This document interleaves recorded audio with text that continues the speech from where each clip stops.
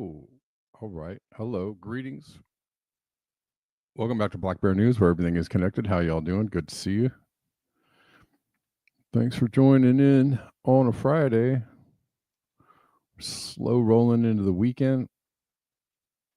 We're live on X, YouTube, and Rumble. Thanks for reposting the stream on X, Victory Jen. I appreciate you. Beware the bears. You know it's true. Beware the bears for what they might do to you. Okay. Yeah, there were a lot of people on the show. Yeah, yesterday. That was kind of weird. Once in a while, the algorithms just open up. Like they have me on lockdown. They don't let anybody see my stuff. But for whatever reason, and it was only on YouTube. Yeah, I know. Almost 1,000 views. Yeah, there were a ton of people. There was like 100 and some people in the chat at some point yesterday, which you know that used to be every day on the show like several years ago. 2020, every single show was like 130 people in the chat or something. But they just don't let me have viewers or have views or show people watching the show anymore, or show my videos to anybody anymore. They just have me on strict lockdown. But once in a while, and this happened on X, maybe it was 2 weeks ago. One day on X, I had like, I don't know, 50, 60, 70 viewers on X when I usually have like maybe 10 or maybe 20 if it's a good day. They really, really, really do not like people seeing my stuff. They really keep me locked down. And so hopefully that might indicate to the viewers of the show that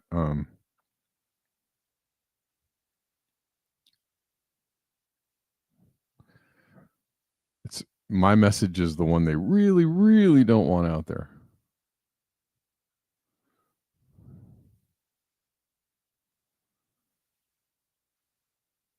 Yeah, I had like 90 on one X show. Yeah, they once in a while they just undo the algorithms. They just like let the floodgates open, and everybody's watching. It was cool. It was cool that so many people stopped by yesterday. Oh, thanks, Kate. Well, that's why they have me locked down. It's because I'm cool. No, it's because they know people will listen to my show, that I might actually have something of value to say to people, and that I do not play siloed political sides, that I don't spout ready-made prepackaged viewpoints depending on my side of the spectrum. Like I don't do any of that.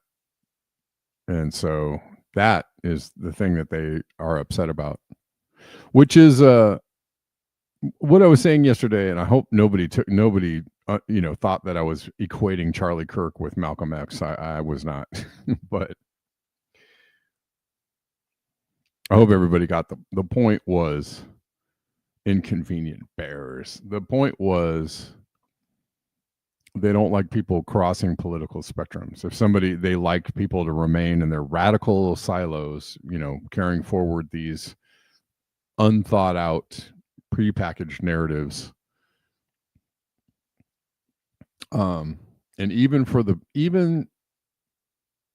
it's interesting because even the people that are like the down homey alternative news people even spout some of those prepackaged alternative narratives, and they like that.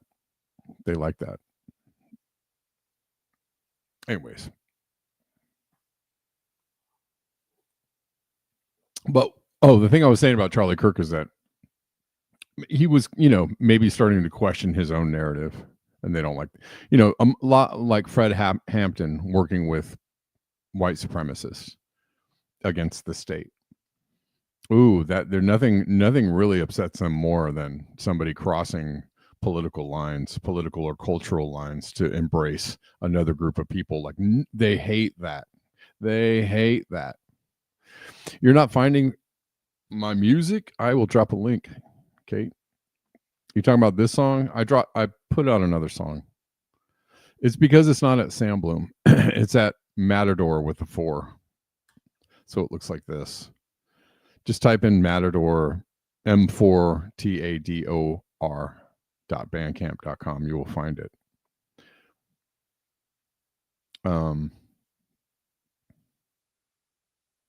Yeah, if you cross political lines or cultural lines or narrative lines, that's when they get really upset. So, my comment on Charlie Kirk was that maybe they didn't, he has a hardcore, runs a hardcore narrative management operation for the right. But if he starts to allow that narrative to falter or crack and maybe embrace some other views from that might be embraced by the other side, well, that would be problematic, wouldn't it? Charlie Kirk was a false flag. Malcolm X wasn't. That's true. That's true. Point taken. Oh, thanks, Bella. I appreciate that. I appreciate that.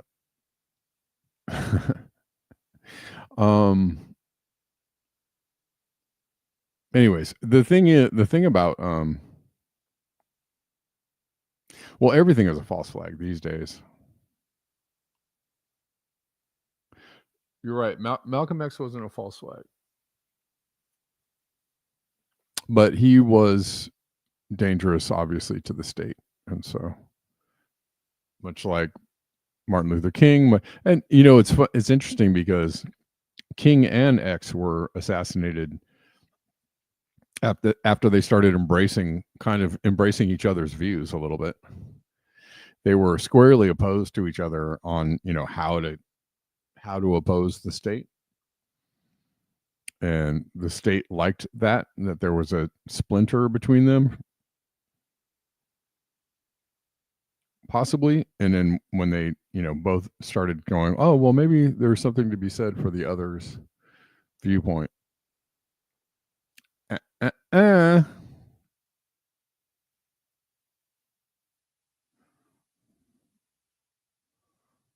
right. What are we doing? I didn't really get to cover any weather stuff yesterday, since we were talking about the 9/11s. The 9/11s, never forget. Never.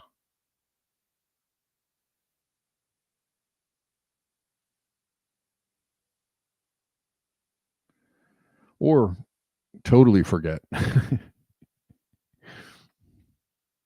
What was it I heard somebody saying yesterday about 9/11 never forget, and then they have a over building 7, it says forget. There's like a meme that says don't. Yeah. Anyways, this is Italy. Speaking of Venice, Italy getting it from the weather gods. Hate when that happens. Japan getting it from the weather machine today. Yikes.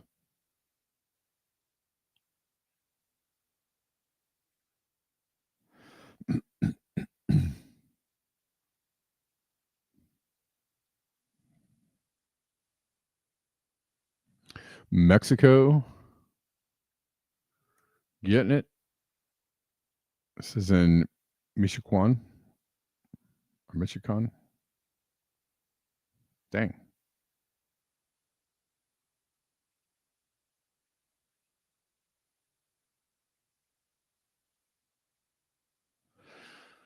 It sure does.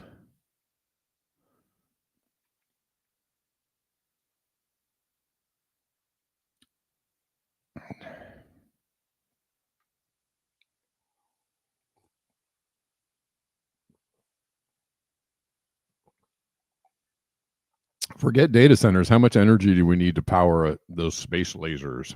I guess they're powered by the sun or 0 point energy or something. I don't know. Also, there's a marine heat wave happening off the coast of California. The entire West Coast, including California, temperatures 9 Fahrenheit above normal, up to. If these warm waters persist, they could cause significant disruptions to marine life and coastal ecosystems, while also leading to muggier and warmer nights for places like the Bay Area. NOAA has categorized this Eastern Pacific marine heat wave as severe to locally extreme. The unusually warm waters could also help fuel early season storms and atmospheric rivers across the West Coast by intensifying precipitation and thunderstorm activity. It's looking like it's going all the way up. Not just California, but like all the way up.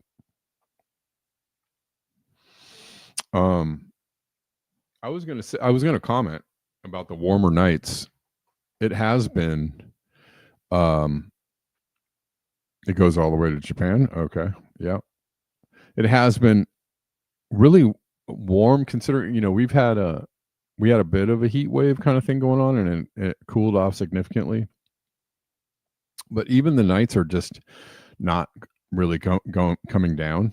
So it's staying about where it was. The lows are staying about where they were during the heat wave. So we have a high temperature coming down during the day, but the low temperature at night is staying the same. So it's not really actually cooling off as much as you would like it to. Pacific Northwest and all those dried out trees. Yeah. Yeah. Stuff like this can really do a lot of mayhem with the weather and other things.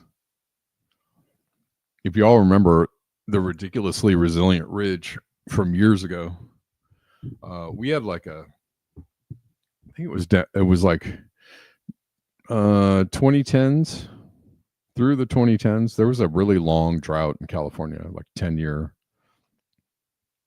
drought, which was caused by the ridiculously resilient ridge, which was like a blocking thing. But we also had the blob in the ocean. We had just this warm patch that wouldn't go away,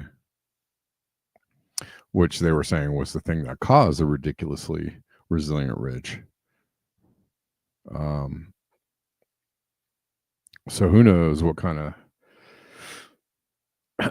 stuff this is going to bring. Hold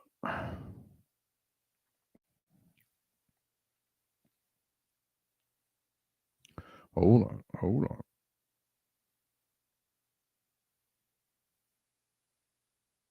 So I don't know. It's a Friday. I didn't put too many things on the plate to talk about because I was gonna kind of leave it open a little bit. But let's stay with some weather stuff. Denver dropped this over on Telegrams. From September 12th, 2025, new metrics indicate habitat fragmentation has increased over half the world's forests over the last 20 years. This is kind of an ongoing, not, it gets talked about once in a while.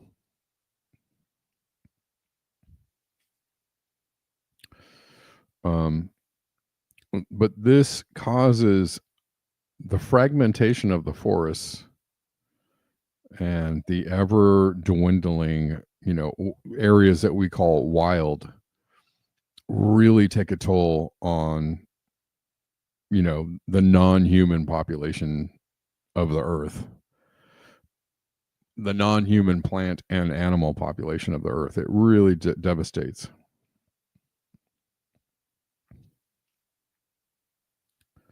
reflect the sun. So it turns out removing cooling aerosols allows a lot of energy to be absorbed. Yeah. I'm reminded of the Wisconsin scientists after 9/11. Yep. So let's look at this article just for a moment. Deforestation is a well-known issue affecting biodiversity and carbon storage, but the fragmentation of forests is also a driving factor in the reduction of the world's biodiversity and carbon storing abilities. Fragmentation occurs when larger forests are broken into smaller, isolated patches, thereby reducing habitat connectivity and size. Fragmentation is worsened when these patches shrink, split, become more complex in shape, or grow more distant from each other. However, scientists are still trying to figure out the best way to quantify habitat fragmentation and the rate at which it occurs. A new study published in Science suggests fragmentation is increasing in over half of the world's forests, particularly tropical forests, despite a 2023 study suggesting a decline in fragmentation over the last 20 years. The new study's authors believe the discrepancy lies in the metrics considered. The 2023 study relied on only structure-based metrics, those involving the patch number, size, and edge length. Yet other studies focusing on connectivity and aggregation metrics have indicated increasing fragmentation, especially in the tropics. Aggregation focus metrics assess how clustered patches are, but may also overlook overall extent. Connectivity-focused metrics incorporate both patch area and spatial configuration, offering a more ecologically relevant perspective. Because each captures different aspects of fragmentation, selecting ecologically meaningful metrics is critical to accurately track progress towards conservation goals. Over half of the global forest became more fragmented between 2000 and 2020, driven by human disturbances. Protected areas, however, significantly reduce this fragmentation. Well, I mean, it's fairly, I feel like it's fairly obvious that habitat fragmentation is ongoing. That's why they talk about wildlife corridors and the such, but visit any human habitat, any human city, and what you will see is expansion. Always expansion.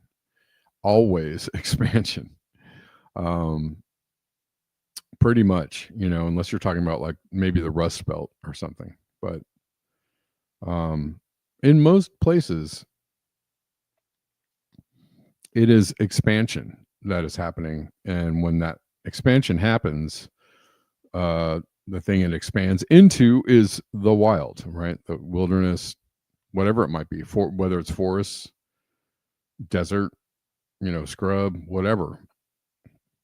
All of these things have knock-on effects for wildlife and ecosystems, and those effects are generally negative.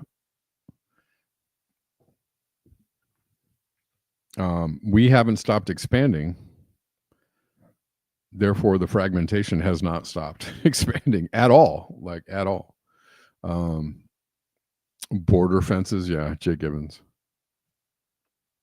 Yeah, we keep on, the development urge just keeps on happening, right? More highways, more buildings, more subdivisions, right? More housing development, more people, more cars, more things, more. That is the operating, I don't know. It's just the operating standard for humans, period. I mean, sometimes you might see, development with nature in mind or overall well-being in mind. Sometimes. I feel like stuff like that happens more like in Europe, right? And I'm also reminded of an article I read several years ago about Kenya, where they had the capital of Kenya was expanding at such a pace that was actually causing its own climate disruption, just like micro regionally.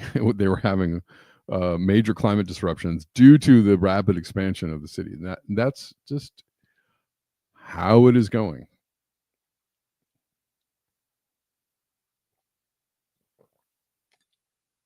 What Elon Musk and the like are even talking about with, the oh my God, birth rates are plummeting, thing. I have no idea. I have no idea because we seem to just be expanding and expanding. And anybody who understands the impact of humans on the planet might actually welcome a bit of a drop in the birth rate. That in no way, by no means, marks me as a hater of humans or a eugenicist or anything. I'm just saying a drop in the birth rate might not be such a bad thing after all. Oh my God.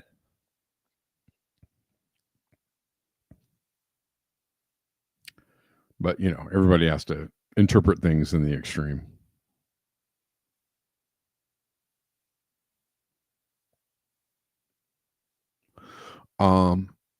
Let's keep reading. Oh, you want to watch this video? How about no music?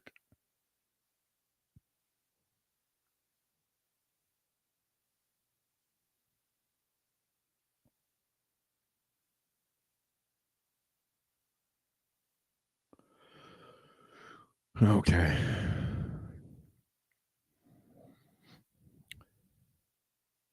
Yeah, protected areas, like the ones that are being destroyed by the Trump administration. Is that what you mean? Protected areas, you mean the ones that are being defended by indigenous people in South America and all their leaders are being killed and the oil and mining companies are taking over the areas anyways? Is that what you mean? There's hope.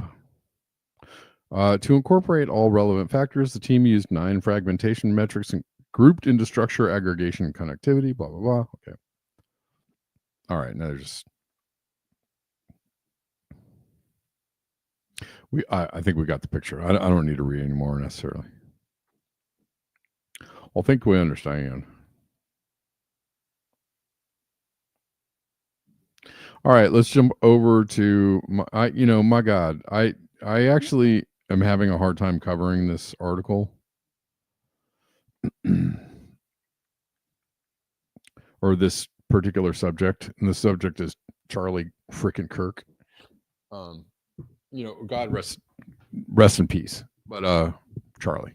I'm overwhelmed by the amount of like commentary on it, and I'm at the point of like, shut the hell up, everyone. Just can everybody just be quiet? But like, just because the din is just so much. The din of like, oh my God, it's everybody. It's okay. So basically, I'm going to play a couple videos and I'll talk about it a little bit. But basically, I think that it's a false flag. He was taken out, or either he took himself out, or it was a prop shot. I don't know what it was. Either way, this whole thing was generated in order to divide people and distract people from the fact that that Trump administration is going whole hog on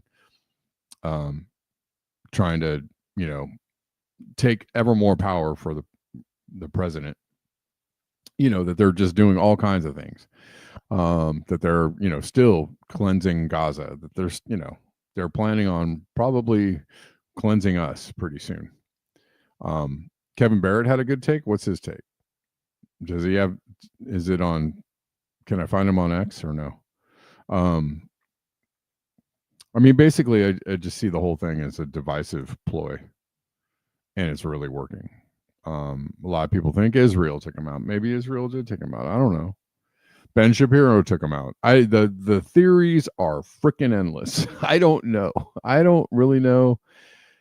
And my God, I'm just tired of, thinking about it.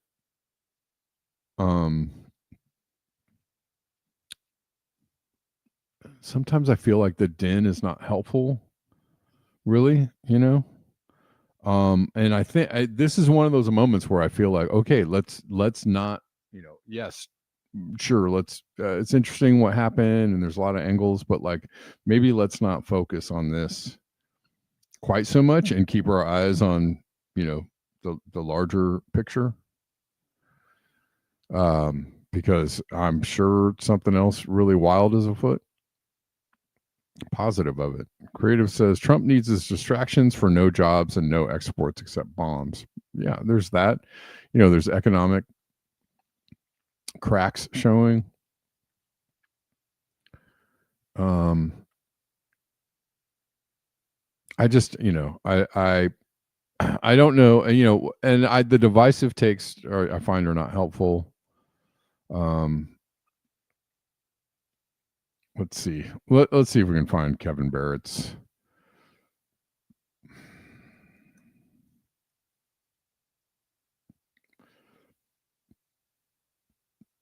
thing. Charlie Kirk and the Cult of Human Sacrifice. How long is it? We'll read a little bit. I won't read the whole thing. Here's Kevin Barrett. Charlie Kirk and the Cult of Human Sacrifice.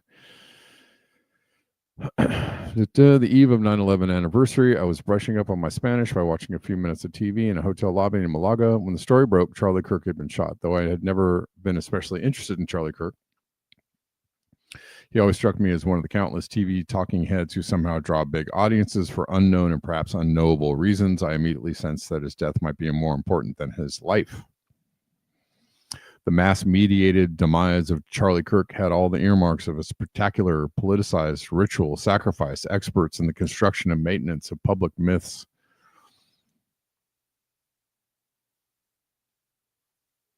Which is how Jewish Zionist 9/11 czar Philip Zelikow memorably described himself. No, that literary anthropologist René Girard was onto something. Most human beings are motivated by myths, not by facts, sacred stories. One of the most powerful catalysts for myth making and myth maintaining is ritual sacrifice. That is why Zelikow and company scripted 9/11 as a spectacular ritual sacrifice. Thousands of Americans designed to consecrate in blood a sacred bond between Americans and Israelis and trigger the murder of millions whom Zionist Jews view as their enemies.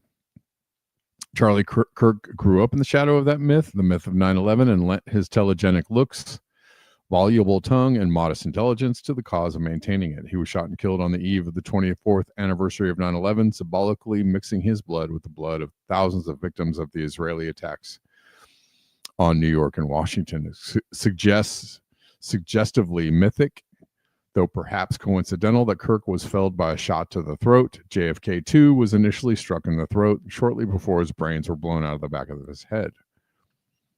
Ritual sacrifice victims are commonly killed by throat cuts, which sometimes extend into complete beheadings.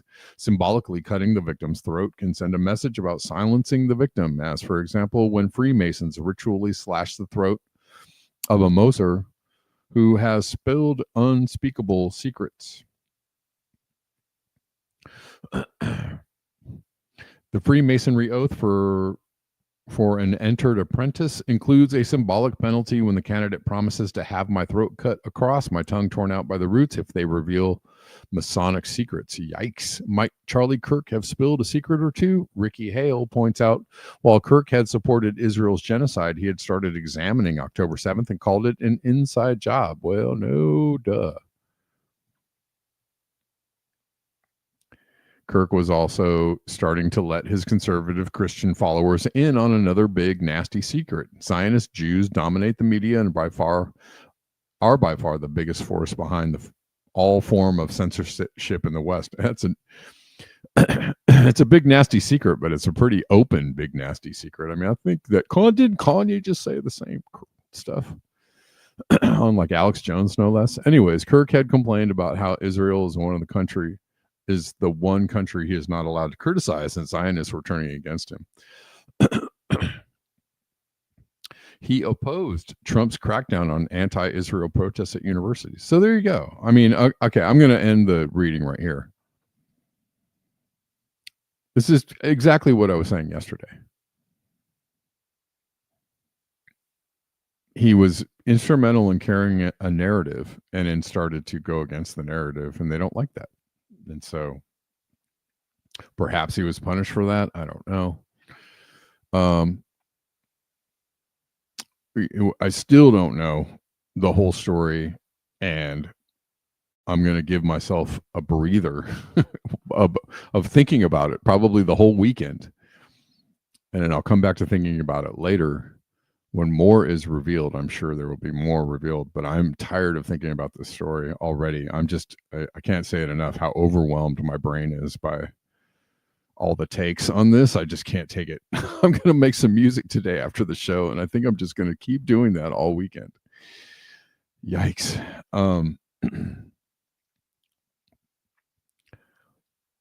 I've been feeling increasingly that way about social media, though, in general, that just the din of it, the overwhelm of it is just like, it hurts my mind. So, I'm finding that happening a lot, where I just have to be like, I'm just like, silence, silence. Anyways.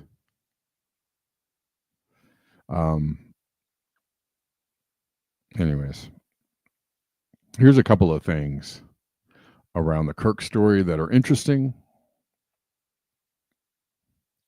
Very interesting. But this is a big one that's been out, is that apparently on Amazon, there was a book all set up to publish about the shooting of Charlie Kirk. This is very bizarre. Very bizarre.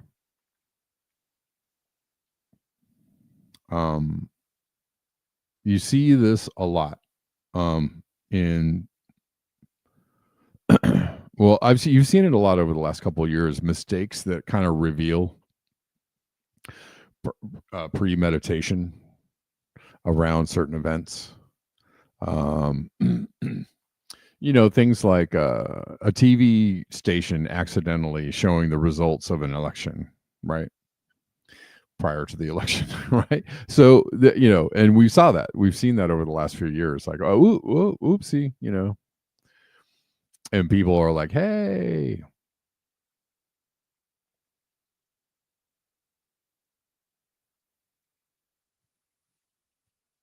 Creative Experiment says Mossad probably allows some form of questioning of Israel, but Israel does not cease fire during a ceasefire, right?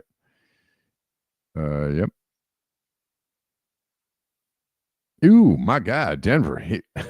What's up with we'll talk about Altman in a second. I have a couple of good videos about Altman. Scary videos.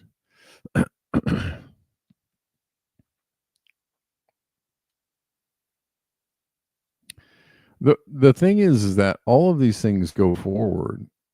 The ritual sacrifices, the conspiracies, the news stories, the divisiveness, the incursions into our freedoms, and all kinds of stuff. It goes forward regardless. I mean, yeah, like Creative said, the ceasefire, there's not a ceasefire even during a ceasefire. No, they don't stop going forward with the things in the agenda and the encroachment on our lives and our liberties ever, and so, yeah.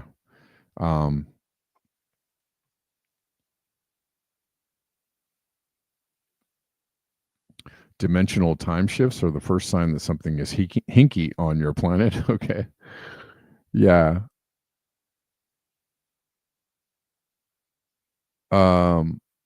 Anyway, so that's interesting. The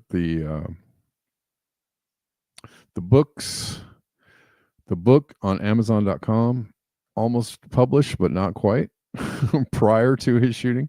And then here's another view of a prop. The idea that it might be a prop shot. Not counting gang violence. That it wasn't even. counting gang violence. Great. Not counting gang violence. Weird. Great. And that's odd. That's odd.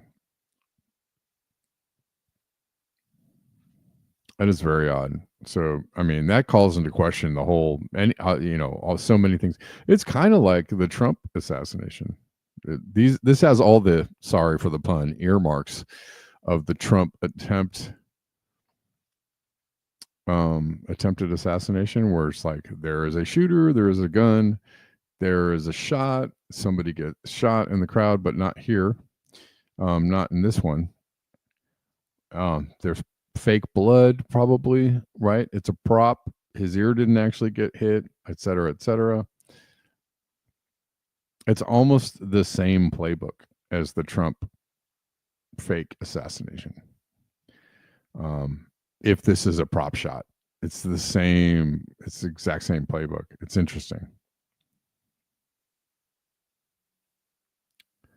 Lastly, the suspect was caught 33 hours later. 33 signifier, and seemingly every white shirt, no blood. Yes, good eye, creative experiments. Yeah, right. Reflect the sun. It is a lot like that. Anyways, 33 hours later. So there's 33 meaning is a numerical signifier. Everything false, fake, or phony, or manipulated has some kind of 33 number attached to it. Remember the shooter that took out the CEO, was it Blackstone or BlackRock CEO? Blackstone CEO. It was on the 33rd floor. They really do need a new script. They really do. And the guy's giving like baseball signs behind him. There's just so much weirdness going on with this. Again, I think, whatever happened to him, regrettable as this whole thing might be, the intention is to get everybody all emotionally agog at this. And so if you can stay out of the emotional agoggery, then that would be great. Like, I think, we got to keep our eyes on the ball of what's really going on here. And it's unfortunate this kind of stuff has to keep going forward. That these things have to keep on, that we are so manipulated, right? The politics is like happening to us all the time, right? We think of politics as being something that's just like, we're in it, right? We're in it, and we have to deal with it, and we have to, but it's also something that's being like pushed on us, and constantly. So like, it's okay to push back a little bit and just say like, right, this is something is generated to make me feel a certain way or to have some kind of reaction, and like, I don't need to have a reaction. That's fair.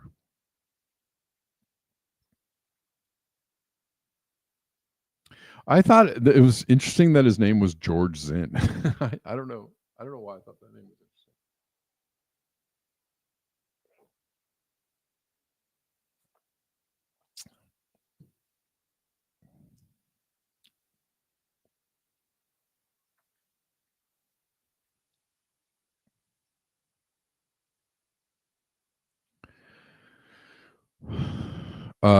Anyways, let's keep going.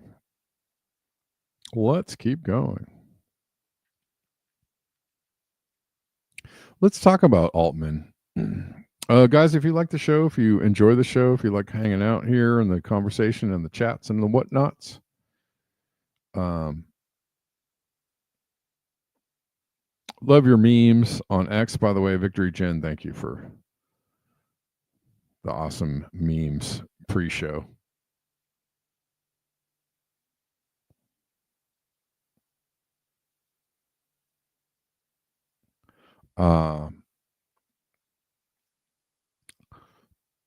And so this is a story that actually should be paid attention to, and you have to wonder why. Sam Altman is doing business with the Trump administration, right? Like he had that big announcement, the AI Stargate thing happening at the beginning of the year, and Sam Altman was in the White House, and this guy is going to be really important to this guy. My buddy Sam Altman is openly part of some things that are pretty despicable.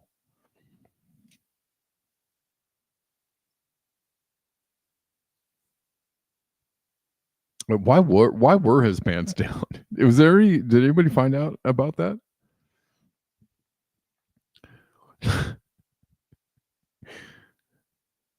Was there a reason why his pants were down? I don't know. Anyway, so this is a very hilarious and scary conversation with Tucker Carlson and Sam Altman. But man, there's a lot of, I'll just play it. It's interesting. So you had complaints from one programmer who said you guys are basically stealing people's stuff and not paying them, and then he wound up murdered. What was that? What was that? Also a great tragedy. He committed suicide. Do you think he committed suicide? I really do. Have you looked? This was like a friend of mine. This is like a guy that, and not a close friend, but this is someone that worked at OpenAI for a very long time. I was really shaken by this tragedy. I spent a lot of time trying to, read everything I could, as I'm sure you and others did too, about what happened. It looks like a suicide to me. Why does it look like a suicide? It was a gun he had purchased. It was this is like gruesome to talk about, but I read the whole medical record. Does it not look like one to you? No, he was definitely murdered, I think. There were signs of a struggle, of course. The surveillance camera, the wires had been cut. He had just ordered takeout food, come back from a vacation with his friends on Catalina Island. No indication at all that he was suicidal. No note and no behavior. He had just spoken to a family member on the phone. And then he's found dead with blood in multiple rooms. So that's impossible. Seems really obvious he was murdered. Have you talked to the authorities about it? I've not talked to the authorities about it. It's pretty obvious. And his mother claims he was murdered on your orders.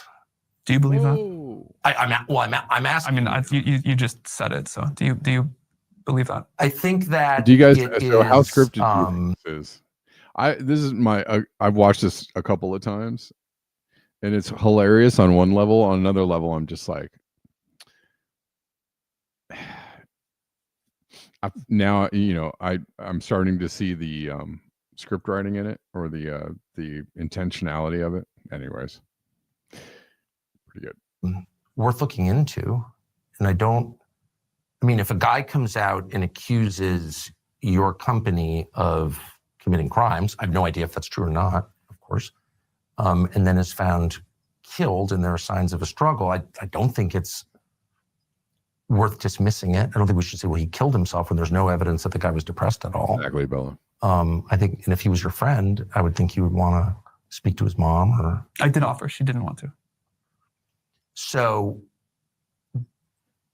do you feel that, when people look at that and they're like, it's possible that happened, do you feel that that reflects the worries they have about what's happening here? Like, people are afraid that this is like SNL skit on some. I've mentioned in interviews where I've been accused of like. Oh, I'm not accusing you at all. I'm just saying his mother says that. It just looks like I don't think a fair read of the evidence suggests suicide at all. I just don't see that at all. And I also don't understand why the authorities, when there's signs of a struggle and blood in 2 rooms on a suicide, like, how does that actually happen? I don't understand how the authorities could just kind of dismiss that as a suicide. And I think it's weird. How could they? You understand how this sounds like an accusation. Why isn't there? Of course. And I certainly let me just be clear once again. I'm not accusing you of any wrongdoing, but you fill in the blanks. I think it's worth finding out what happened. And I don't understand why the city of San Francisco has refused to investigate it beyond just calling it a suicide. And that's I all. mean, I think they looked into it a couple of times, more than once, as I understand it. I saw and I will totally say, when I first heard about this, it sounded very suspicious to me. Yes. And I know you had been involved in.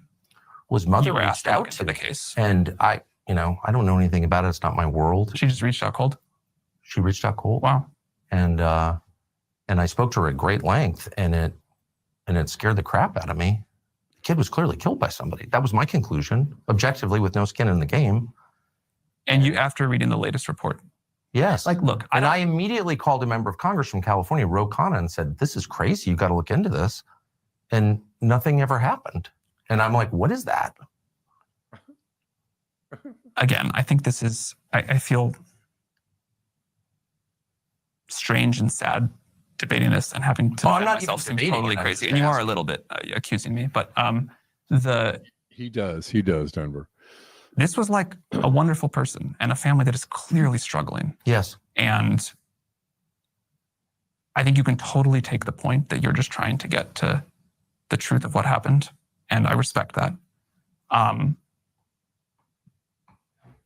But I think his memory and his family deserve to be treated with Respect. a level of respect and grief that I don't there you quite go. feel here. I'm asking at the behest Because of you're his questioning it. You're just So I'm definitely showing them respect. And I'm not accusing you of any involvement in this at all. What I am saying is that the evidence does not suggest suicide. Not the same. And for the authorities in your city to elide past that and ignore the evidence that any reasonable person would say adds up to a murder, That was I think is very weird. And it shakes the faith that one has in our system's ability to respond to the facts. So what I was going to say is, after the first set of information that came out, I was really like, man, this doesn't look like a suicide. I'm confused. This looks like... Okay. So I'm not being crazy here. Well, but then after the second thing came out and the more detail, I was like, oh, okay. What changed your mind? The second report on the way the bullet entered him and the sort of person who had he's like, I thought it was weird. But then then I saw the second report, and then I was convinced it was suicide, even though at first I was skeptical. Then they assured me it was suicide, and then I was like, that's fine, that's okay. This is a wild interview. Likely path of things through the room. I assume you looked at this too. Yes, I did. And what about that didn't change your mind? It just didn't make any sense to me. Why would the security camera wires be cut? And how did he wind up bleeding in 2 rooms after shooting himself? Exactly. And why was there a wig in the room that wasn't his? And has there ever been a suicide where there's no indication at all that the person was suicidal who just ordered takeout food? I mean, who orders DoorDash and then shoots himself? I mean, maybe. I've covered a lot of crimes as a police reporter. I've never heard of anything like that. So no, I was even more confused. This is where it gets into, I think, a little bit painful, just not the level of respect I'd hope to show. Okay. It was painful to watch. Also, we're going to watch this from James Lee. And this is very disturbing. So if you're disturbed by this, I apologize in advance. It's a disturbing story. Sam Altman, the CEO of OpenAI, is he who he wants us to think he is? You have a baby, you have a new child? I don't even know how to find. I've tried to come up with an analogy to because now I'm telling everybody you gotta have a lot of kids. It's really important. Yeah. And I've been Are you looking wearing for the same shirt? Is this a thing that tech guys have to wear the same uniform? Like Alex Karp has to wear a white t-shirt and jeans everywhere. Sam Altman has to wear this beige mock turtle neck thing, or this is that the thing? They all have to have this uniform. It's weird. It's so weird. What to explain, and I always just say I don't know how to explain this. It is the best thing I've ever done by far. I feel like Steve, yeah, completely changed person. right? He's just a caring and thoughtful CEO who loves babies. But is there a dark secret Altman is hiding about his past? This is a photo of a young Sam Altman, smiling in the blue polo, and directly below him is his sister Annie. They both look super happy, but with something horrible going on behind the camera. Because January of this year, the New York Times reported that Sam Altman's younger sister had filed a lawsuit claiming he had sexually abused her. Now, I pulled up that lawsuit to see what exactly Annie was alleging, and let me tell you, what I read was disturbing, much of which I can't even say aloud, for it could get this video taken down immediately, but you could pause to read if you want. Now, back to the New York Times article. Instead of taking her allegations seriously, the Times all but dismissed them, saying Miss Altman had, quote, mental health challenges and refuses conventional treatment and lashes out at family members who are genuinely trying to help. First question is, what happened to believing women? And in this case, I actually have proof that this is false. This is a group text between Annie and her family. The blue bubble is Annie, and she's asking her family for some help to cover PT treatments and talk therapy. And it's not a lot of money that she's asking for, $45 for past bills and $15 for the therapy copay. And her brother Max replies below, hey, we all think it's best to have you pay for things in June yourself, yada, yada, yada. Basically, you're on your own. So it sounds like she was not refusing conventional mental health treatment, and it was her family that didn't want to support her. But you might be asking, why didn't she have any money? Great question. And this is where the story gets even darker, if you can imagine. Let's rewind the story a little bit. Annie Altman, she is the youngest of 4 siblings, the quote-unquote black sheep of the family. Despite completing pre-med at Tufts, she chose to instead pursue improv, music, yoga, much to her family's chagrin. Annie wrote in a blog post, quote, my siblings and my mother Connie were very judgmental about the shift. The one exception in the Altman family was Annie's father, Jerry, with whom she was incredibly close to. He supported her unconventional choices, right? The music, yoga, even writing a book about how to be human. In her words, quote, I will always be a daddy's girl, and specifically yours. Unfortunately, in May of 2018, Jerry Altman tragically died from a sudden heart attack. This next part is just sad, but Annie wrote that her father had a heart condition, but still had to work full-time until his death in 2018, even though she repeatedly urged Sam to help retire their dad, who dreamed of living in Costa Rica. Throughout her life, Annie struggled with her mental health and her physical health, which worsened as she grieved her father's death. And she shared on social media at the time that she suffered from OCD, anxiety, depression, IBS, eating disorders, which she said stemmed from PTSD. Now, if you had paused to read the allegations against Sam in her lawsuit, you can perhaps infer the source of her PTSD. After her father's passing, Annie alleged that Sam, her other siblings, and her mother, Connie, all hid Jerry's will from her for over a year, until her father's 401k company notified her that she was his primary beneficiary. Here is a copy of that email showing that it wasn't until September of 2019, a year later, that Sam finally gave Annie access to her father's will. Annie then decides to quit her job to focus on her health, expecting that she would receive that money that her father, Jerry, had left for her. According to Annie, she notified her relatives of this plan, which she described as, quote, a 6-month plan to heal her body. But while filing paperwork, Annie discovered that her mother, Connie, though separated from her late father, was still legally married to him, and used the surviving spouse option to override his will, blocking Annie from the money. Now, based on a social media post, when Annie went to her family for help, they allegedly told her to just, quote, work harder. She posts publicly about her precarious financial predicament on Facebook, writing, hello, internet. I've gotten myself into a very difficult position as I've been unable to work as much as I've needed to due to my mental and physical health. I put myself in a financially risky position to pursue my one-woman show and podcast, and then had unexpected costs with health and technical difficulties. I'm dealing with the consequences of my own decisions, and I need help. That same month, left without options, she signs up for the first time on Seeking Arrangements, a site connecting sugar babies with wealthy clients. That's right, she was driven into sex work, which is, I think, very different from entering sex work because you enjoy it. And according to Annie, her journey in sex work was a mix of survival, trauma, fleeting empowerment, from her first client's payment immediately covering her overdue bills to dangerous in-person meetings driven by desperation, she endured harrowing experiences while reclaiming her autonomy. She wrote in her blog, quote, "I survived sickness because of survival sex work. Escorting, I'm not at all glad that it happened. I am grateful." Now back to her allegations against her brother Sam. November 13th, 2021 is the first time she posts about it publicly.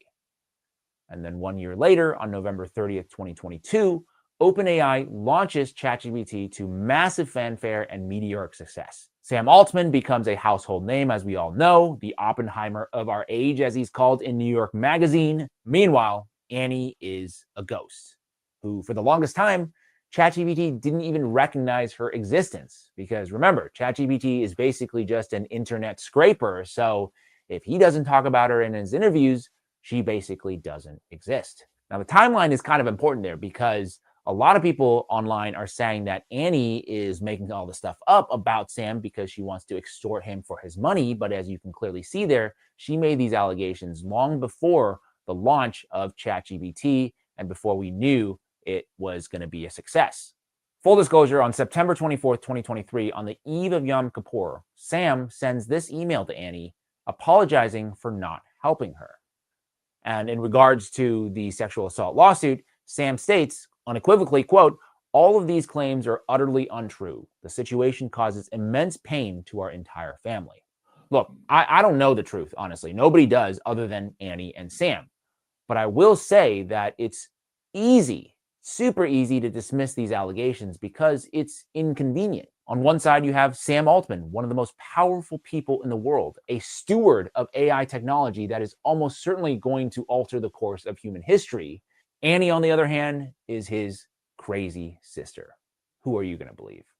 My name is James Lee. This is the 5149 Show. Anyways, Let me know what your thoughts are about Sam Altman. Do you trust him? interesting Sound off in the comment section below. conversation. Also, if you're still here, good stuff from James Lee. How many other public figures does this sound like? Biden and his, daughter, Trump and his daughter, and various other people, his connections to Epstein. This sounds like every other, right, like powerful public figure that has some kind of the same type of scandals floating around them, and they somehow are able to skate away and never face justice for it. It's interesting.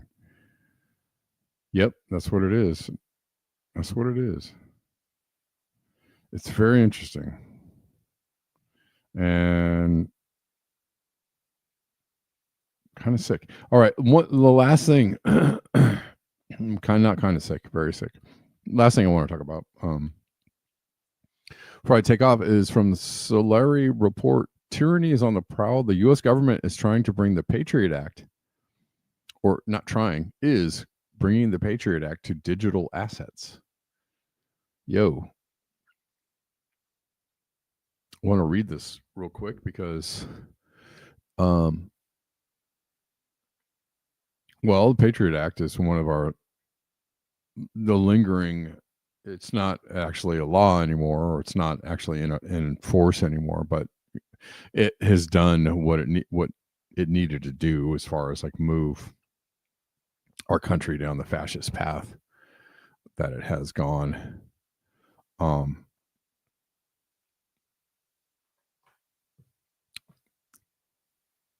Anyways, let's read about this a little bit.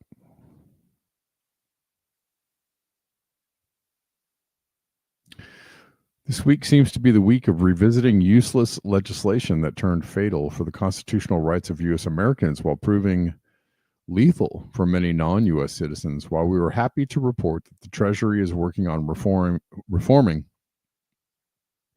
the Bank Secrecy Act yesterday, signed into law by President Richard Nixon in 1970. This 9/11 anniversary, we have to report that the Treasury is working on applying the Patriot Act to digital assets. Signed into law after September 11th, 2001 by George Bush, the guy who sometimes forgets the difference between Iraq and Ukraine, accidentally told U.S. Americans that his government was always looking for new ways to harm the country and illegally invaded not one but two foreign nations.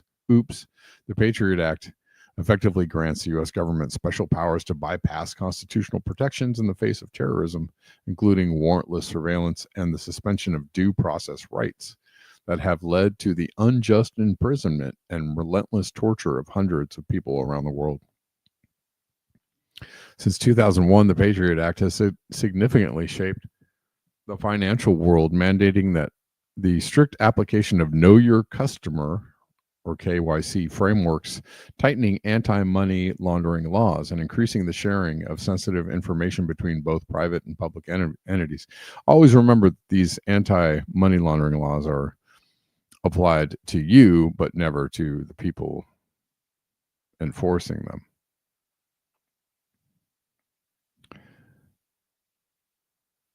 Now, FinCEN Director Andrea Gacki confirmed that the Treasury is working on finalizing the so-called mixer rule, which uses the Patriot Act to prohibit private transactions in cryptocurrency. At the same time, Representative Nunn of Iowa let slip that the House appears to continue to work on the Special Measures to Fight Modern Threats Act, a Patriot Act digital asset legislation that's long been thought dead, which would solidify the Treasury's use of Section 311 to prohibit specific transactions.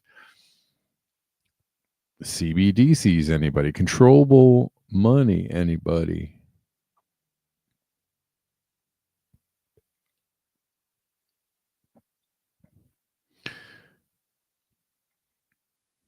In July, the White House asked,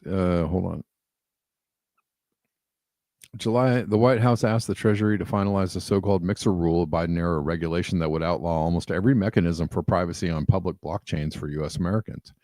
In this week's FinCEN oversight hearing, Director Gacki confirmed that the Treasury is currently working on finalizing the rule. We are seeing more and more illegal transactions being done in crypto. Oh, are we? Representative Liccardo claimed in the hearing, citing a study which found that out of 111 examined fraud cases, 91% allegedly involve so-called decentralized finance, or DeFi.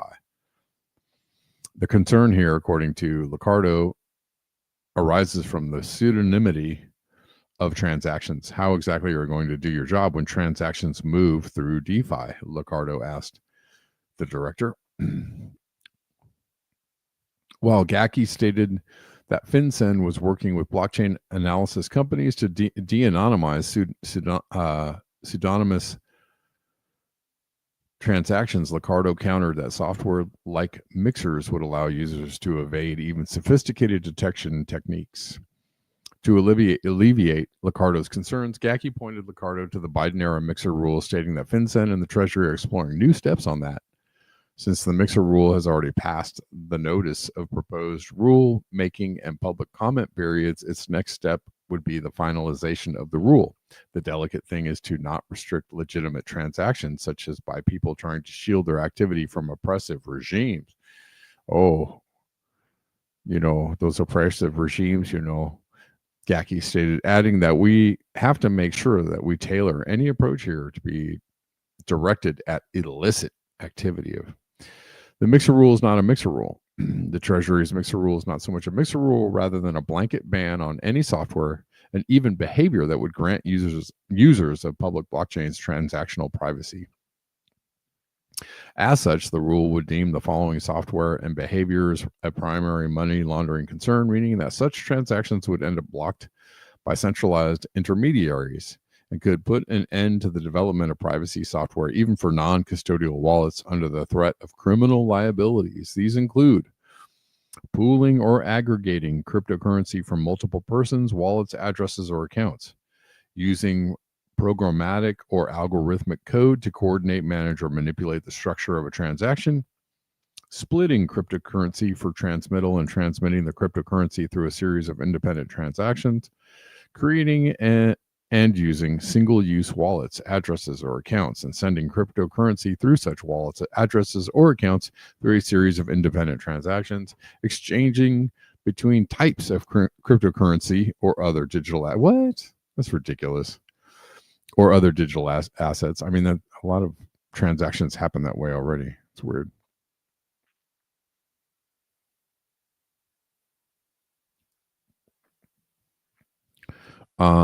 Facilitating user-initiated delays in transactional activity.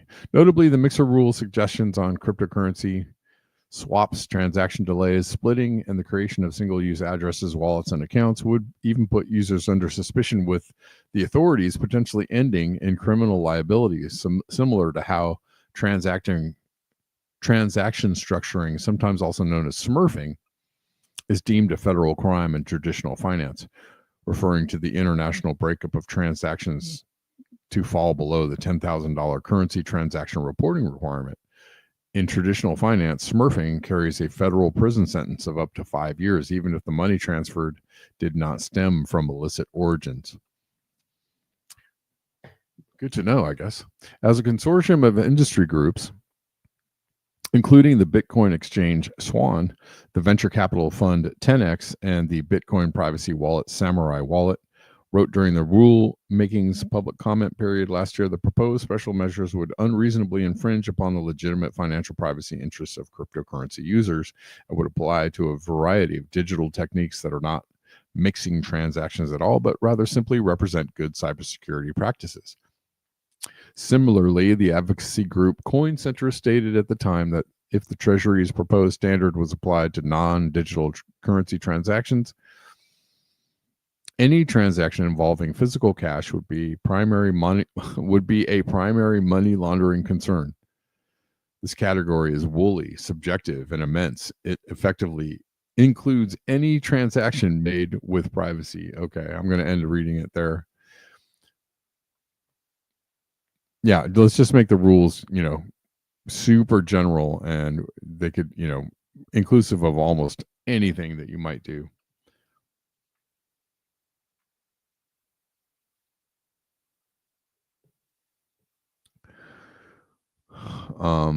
Concerning stuff, and that's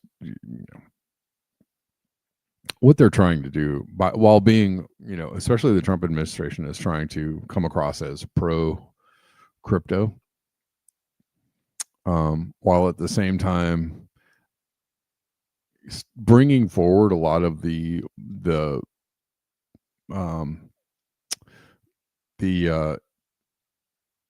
impingement on the privacy of crypto users from the Biden era, right? Biden kind of cracked down on some crypto stuff during his term, and Trump hasn't really rolled those things back at all. Although he's supposed to be like crypto friendly. So mainly it's just they're trying to get crypto into the mainstream while keeping the amount of leverage the government has on, being able to control your assets. So all of it is in line with like a CBDC, style clamp down on how you use things, what you spend it on, who you transact with, how you transact, the fact that all your transactions are public or could be public.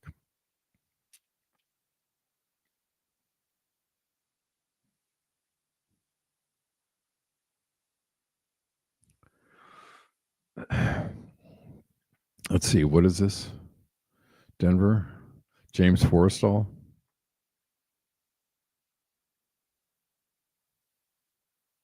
Huh.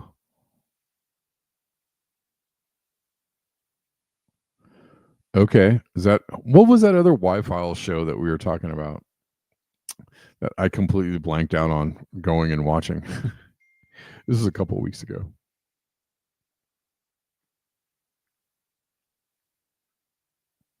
I don't know if anybody remembers that. Maybe I'll go check out that Wi-Fi. Where didn't I have a something? All right, guys. I think that. Sorry. I think that does it for me. Thanks for hanging out. Thanks for joining in. Thanks for tuning in. Oh, Majestic 12. Okay. Maybe that was it. That sounds about right. Thanks, man.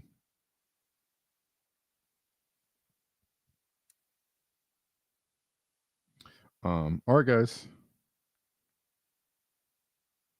Appreciate you. You're going to be away until mid-October? Okay. Well, whatever it is you're doing, Kate, Godspeed.